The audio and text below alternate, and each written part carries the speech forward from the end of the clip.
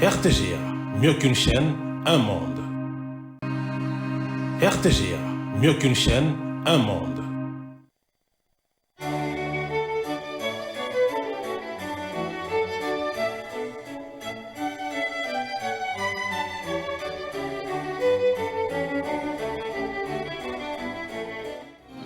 Ce journal vous est offert par Tango Protection.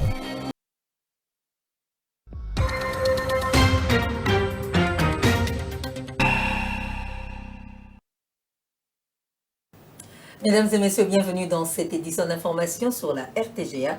A tout de suite à les titres. Les États-Unis d'Amérique dénoncent les violences inacceptables perpétrées contre les civils au Nord Kivu par les M23 AFC en réaction à l'activiste des droits de l'homme, le professeur Dadi Saleh, qui salue cette attitude des États-Unis, les appelle à passer à l'application de la résolution 2773.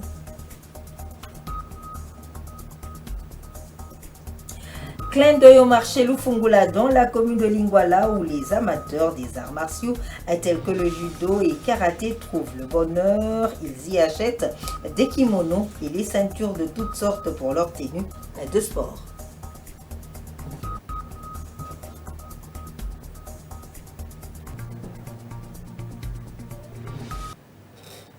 Merci de nous avoir choisis pour vous informer. Exactions perpétrées contre les civils au Nord Kivu par le M23FC, soutenu par le Rwanda. Les États-Unis d'Amérique qui dénoncent fermement ces violences inacceptables demandent une réunion d'urgence du Conseil de sécurité en réaction à l'activiste des droits de l'homme, le professeur Dadi Saleh, qui salue cette attitude des États-Unis, appelle ces derniers à pouvoir passer à l'application de sa résolution 2773. Il exhorte par ailleurs le gouvernement congolais a profité de l'occasion pour présenter au Conseil des Nations Unies le génocide. Suivez Dadi Saleh dans ses propos recueillis par André Iko.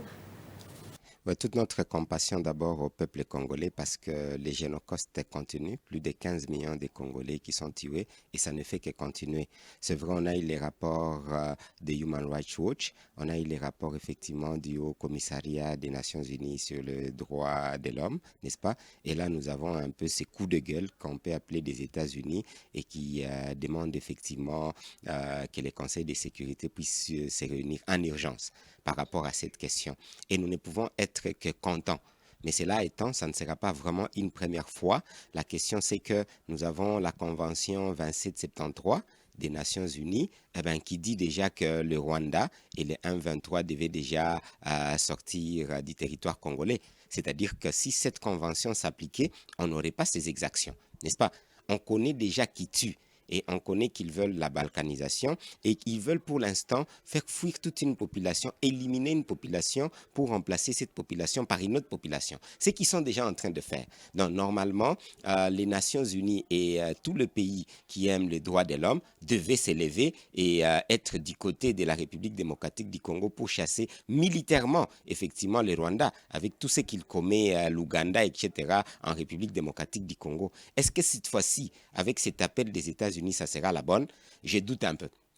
Parce qu'on sait que les États-Unis ont une position un peu qui tend vers plus le Rwanda. Et pour l'instant, il y a une position avec les avantages miniers, les contrats miniers qu'il doit signer avec la République démocratique du Congo. Donc, nous pensons qu'il y a plus de malchance qu'il soit en train de faire semblant pour obtenir ces contrats-là avec le gouvernement congolais. Ça, c'est notre appréhension. Mais cela étant, les gouvernements congolais et tout le peuple congolais, nous devrions prendre avantage, n'est-ce pas? Avec un peu cet appel des États-Unis où tout le monde le fait. Nous-mêmes, déjà, on devait exiger qu'il y ait des tribunaux, n'est-ce pas, au niveau international et que la reconnaissance du génocide congolais puisse être là et qu'exactement avec cette ampleur-là, il y a même possibilité que les gens puissent comprendre que tout ce qu'il y a comme dialogue, on ne devait pas vraiment dialoguer avec les génocidaires. La 9e édition de la conférence internationale de Tokyo sur les développements de l'Afrique TICAD qui se tient à Yokohama au Japon a attiré une attention mondiale particulière, témoignant de l'engouement des peuples et des dirigeants pour ce rendez-vous stratégique. C'est dans ce cadre que la première ministre de la République démocratique du Congo, Judith Suminwa Tuluka, est intervenue à la plénière consacrée à la paix et à la sécurité, prenant la parole au nom du président Félix Tshisekedi, la chef du gouvernement congolais, a plaidé pour la paix en RDC et une intégration économique durable tout en insistant sur les priorités de la République démocratique du Congo, à savoir le lien entre stabilité et prospérité. Le forum de coopération internationale sur la sécurité publique se tiendra du 16 au 18 septembre 2025 en Chine. Il est placé sous le thème « Construction conjointe de la sécurité publique mondiale, action unie pour faire face aux menaces diverses ». Une rencontre internationale dans le but de renforcer la coopération sécuritaire entre la RDC et la Chine. Images et commentaires. Au ministère de l'Intérieur, Jacquemain Chabani-Louko, patron de la territoriale en République démocratique du Congo, a reçu l'ambassadeur de la République populaire de Chine au Congo démocratique, Zhao Bin. Une rencontre qui s'inscrit dans le cadre des préparatifs du Forum de coopération internationale sur la sécurité publique, prévu du 16 au 18 septembre 2025 à Liaogang en Chine. Monsieur le BPM a accepté avec plaisir cette invitation. Et nous avons donc, à côté de l'échange sur ce forum, on a longuement parlé de quelques dossiers concrets relatifs à l'amélioration de la situation sécuritaire du Congo pour mieux encourager l'investissement chinois dans notre pays. En fait, nous avons toute la confiance, tout d'abord en l'avenir du développement du Congo, et nous avons aussi cette confiance en la partie congolaise de bien protéger les investissements chinois et les businessmen chinois. Il sera placé sous le thème « Construction conjointe de la sécurité publique mondiale, action unie pour faire face aux menaces diverses ». Cette rencontre internationale vise à renforcer la coopération sécuritaire entre la RDC et la Chine. Une occasion pour le vice-premier ministre, ministre de l'Intérieur, de s'entretenir en bilatéral avec son homologue chinois, le ministre de la Sécurité publique, Wang Xiaong. Cette initiative poursuit un double objectif, contribuer à l'amélioration de la situation sécuritaire en RDC et renforcer un climat favorable aux investissements dans le pays. En Ituri, 4 militaires sont poursuivis pour homicide, viol et ivresse et sont jugés par la cour militaire siégeant en audience foraine à Diango, chefferie de Bahema, en territoire d'Irumu. Ce procès s'inscrit dans la volonté des autorités judiciaires de discipliner et l'ordre au sein des forces armées de la République démocratique du Congo. Suivez ce reportage. Comme ils étaient des patrouilles, normalement c'est pour sécuriser notre ville et protéger aussi, n'est-ce pas, la population qui se trouvant dans notre ville de Boumia. La phase de l'instruction des dossiers mis en charge contre ces militaires a débuté mercredi 20 août 2025 à Diango. La cour militaire, au cours de cette foraine, veut remettre de l'ordre et la discipline au sein des forces armées de la République démocratique du Congo en opération dans cette partie orientale de la RDC. Les 4 militaires sont poursuivis notamment pour ivresse au service, 2 cas de viol et l'homicide d'un jeune homme lors d'une patrouille dans la nuit du mardi au mercredi de la semaine en cours. Cette foraine s'inscrit dans un contexte où la justice militaire, en appui au commandement, s'efforce à maintenir la discipline et rétablir la paix dans la province de l'Ituri. Le ministère public a rappelé que la discipline est la mère des armées, soulignant l'importance de ces principes pour la bonne conduite des opérations militaires. Ces procédures judiciaires visent à garantir que les actions des militaires restent dans le cadre légal, surtout en cette période de l'état de siège où les commandants des opérations et gouverneur militaire de l'Ituri, le lieutenant-général Luboya Nkashama Johnny, finance la justice militaire et civile lors des enquêtes et lors des audiences publiques. À vos ordres, mon capitaine. Allons, repos. Nous en venons à ce rappel historique à l'occasion de la Journée internationale du souvenir en hommage aux victimes du terrorisme qui est célébrée le 28 août de chaque année pour honorer et mobiliser sur la cause des victimes et survivants du terrorisme. Il s'agit aussi de promouvoir et protéger le plein exercice de leur liberté et de leurs droits fondamentaux. Cet événement a été adopté et promulgué par l'Assemblée générale des Nations unies en date du 19 décembre 2017 sur recommandation du Conseil des droits de l'homme, comme nous le confirme Megui Kabebo. Institué le 19 décembre 2017 par l'Assemblée générale de l'ONU sur la recommandation du Conseil des droits de l'homme, la Journée internationale du souvenir en hommage aux victimes du terrorisme est célébrée le 21 août de chaque année. Cette journée vise à honorer et soutenir les victimes et les survivants du terrorisme et à promouvoir et protéger le plein exercice de leur liberté et de leurs droits fondamentaux. Les victimes et les survivants du terrorisme doivent trop souvent lutter pour faire entendre leur voix, obtenir une assistance et faire respecter leurs droits. Celles-ci se sentent en effet oubliées et négligées une fois que les conséquences immédiates d'une attaque terroriste s'estompent, ce qui peut aggraver leur traumatisme. Le président de la Commission de l'Union africaine, Mahmoud Ali Youssouf, a dans son mot à cette occasion rendu les hommages déférents aux victimes du terrorisme et à toutes celles et ceux qui ont perdu la vie ou qui portent encore aujourd'hui le séquelles physique, psychologique et social des actes terroristes et extrémistes. Le président de la Commission déclare par ailleurs que la mémoire des victimes constitue un rappel constant de l'urgence à intensifier les efforts collectifs visant à éradiquer le terrorisme qui continue de s'aimer la désolation, de détruire des communautés et de menacer la paix, la sécurité et le développement de l'Afrique. À cet égard, le président de la Commission rappelle que l'Union africaine s'est dotée d'un cadre normatif solide à travers la Convention de l'OUA de 1999 sur la prévention et la lutte contre le terrorisme et son protocole additionnel de 2004. Il exhorte l'ensemble des États membres à mettre en œuvre pleinement ces instruments qui incarnent l'engagement continental à lutter contre ces fléaux. À travers cette résolution, l'Assemblée générale des Nations unies affirme également sa volonté de renforcer la coopération internationale pour prévenir et combattre le terrorisme sous toutes ses formes. Elle rappelle également que tous les actes de terrorisme, sans exception, sont criminels et injustifiables, quelle qu'en soit leur motivation, les lieux, l'époque ou les auteurs. Sit-in des sinistrés des inondations du 4 et 5 mars dernier à ce mercredi 21 août devant l'hôtel de ville de Kinshasa.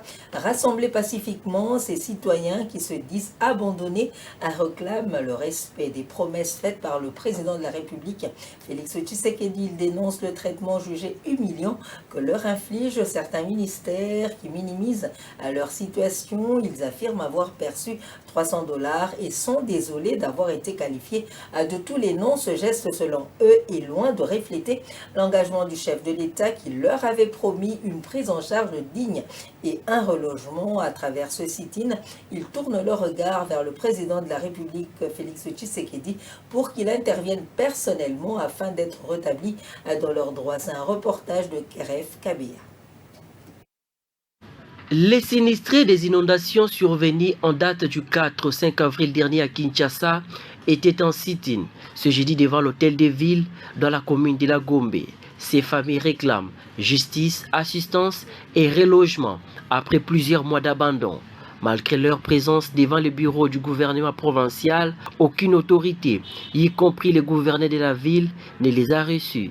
Selon les manifestants, ils ont été délogés des stades des Martyrs et du 20 mai après avoir perçu une somme de $300 américains, un montant qu'ils jugent insignifiant et incapable de couvrir un loyer car les besoins urgents comme la rentrée scolaire des enfants pointent à l'horizon.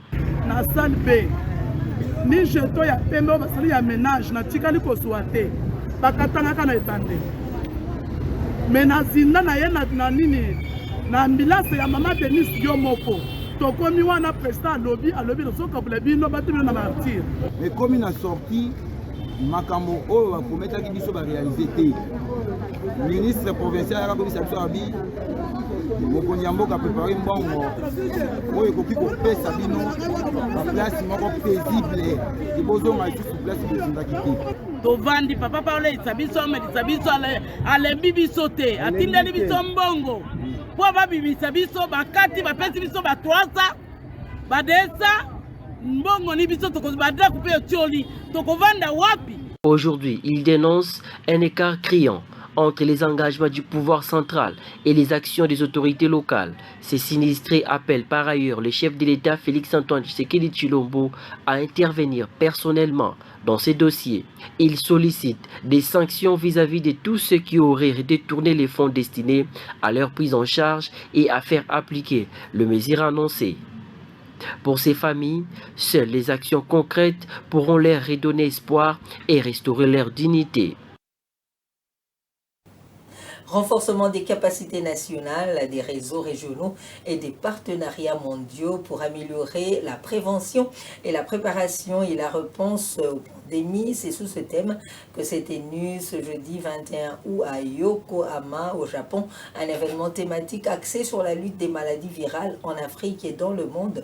Une activité organisée par l'Agence japonaise de coopération internationale JICA dans le cadre de la 9e édition de la conférence internationale de Tokyo sur le développement de l'Afrique TICAD 9. Dieu merci Diaka, en parle.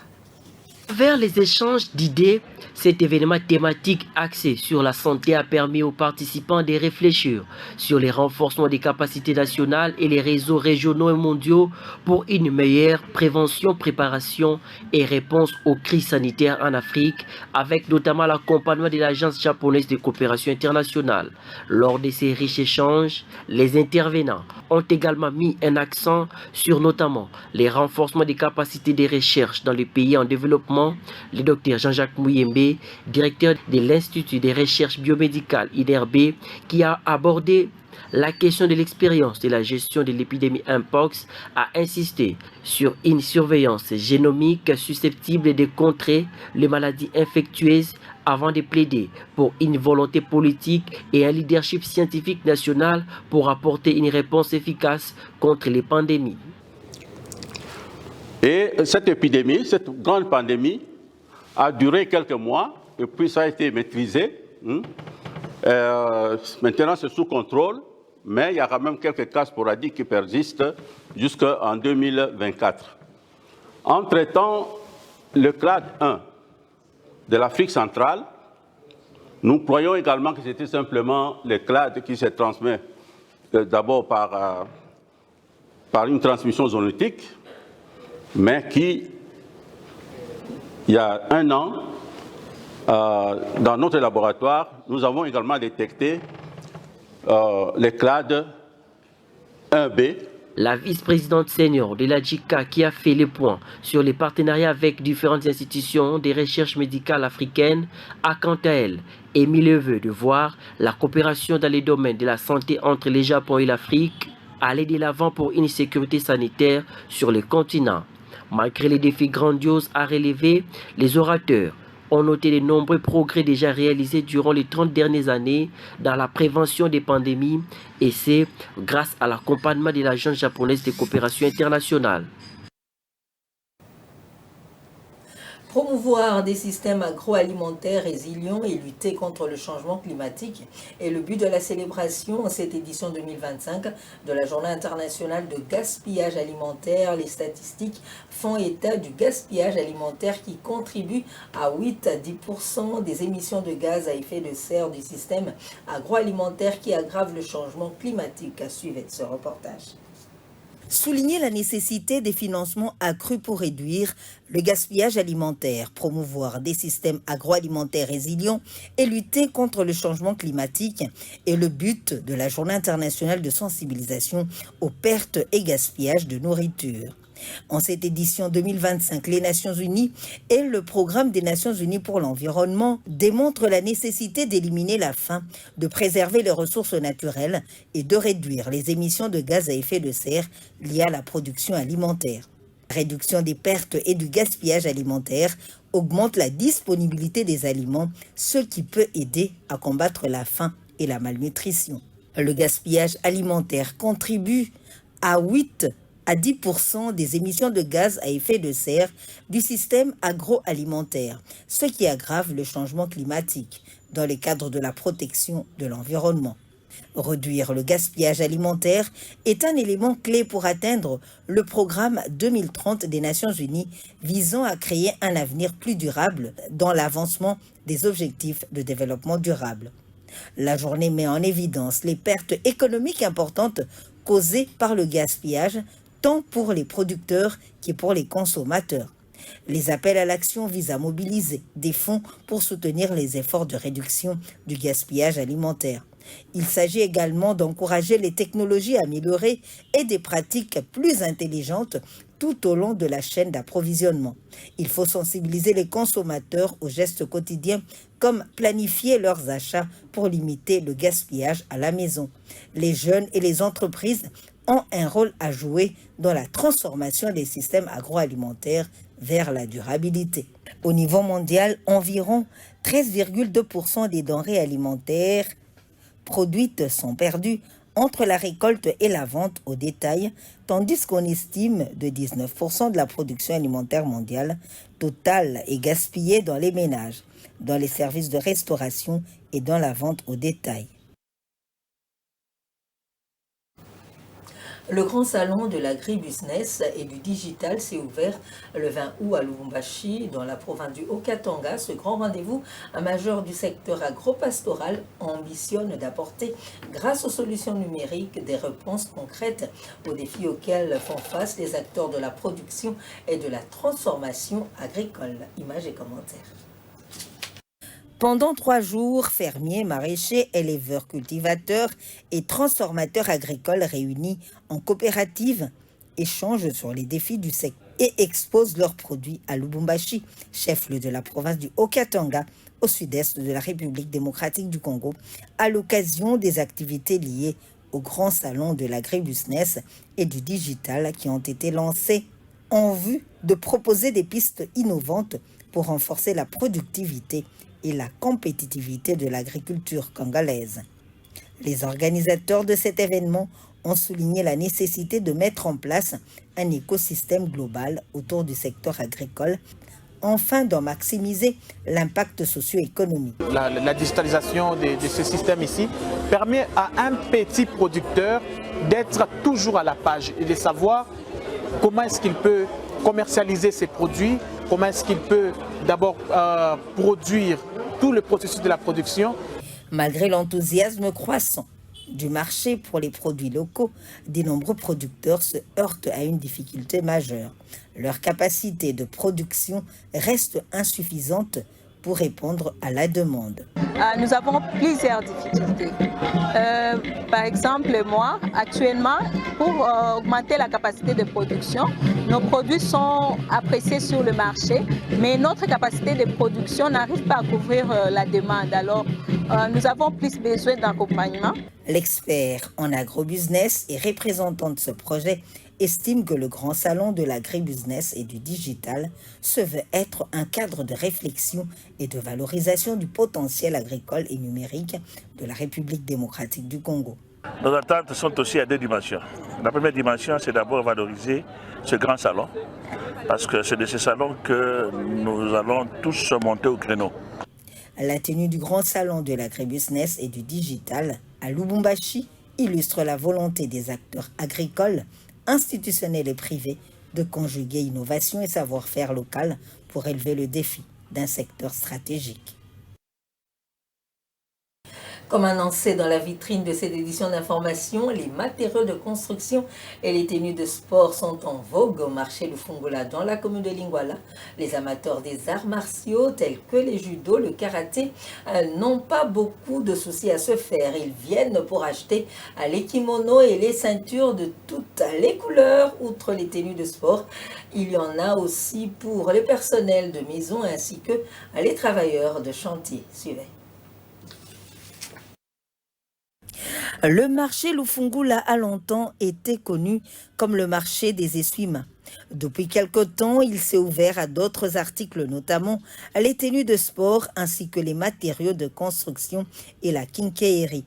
Eugénie Matangui tient justement une mini quincaillerie ici au marché Lufungula depuis une dizaine d'années, une activité qui lui permet de subvenir aux besoins de sa famille.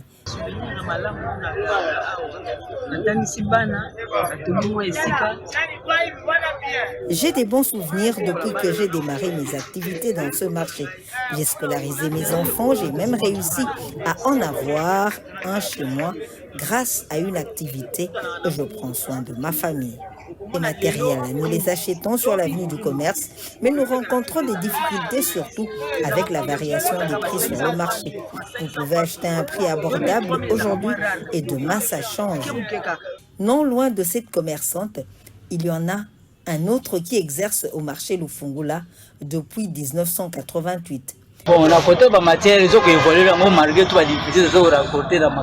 J'ai commencé ces activités depuis 1988. Nous vendons les matériels de construction et d'imprimerie. Côté matériel, ça évolue.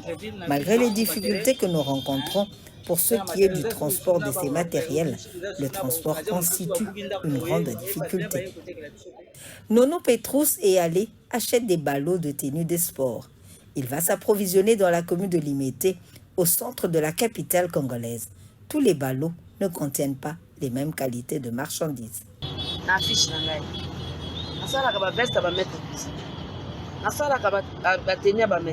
Tous les ballots ne contiennent pas la même qualité de marchandises. Quand on achète les ballots, tous ne contiennent pas le même type de tenue. Quelquefois, vous avez des bonnes tenues et d'autres fois non. Quand vous tombez sur un ballot qui ne contient pas de bonne tenue, vous allez perdre de l'argent. À la porte d'entrée de la commune de la Gombe, le marché Lufungula, grâce à sa position stratégique, est l'un des coins les plus fréquentés de la capitale, vu la diversité des activités qui s'y exercent. Et voici les grands titres qui ont marqué cette édition d'information. Les États-Unis d'Amérique dénoncent les violences inacceptables perpétrées contre les civils au Nord Kivu par les M23 AFC.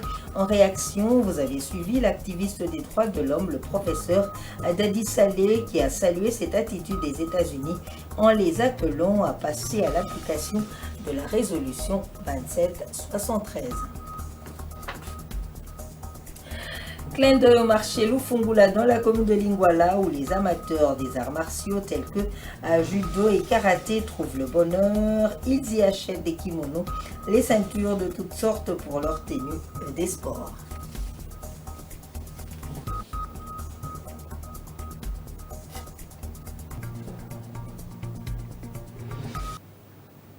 Nous vous disons merci de nous avoir suivis et bonne suite de programme sur la RTGA. Au revoir.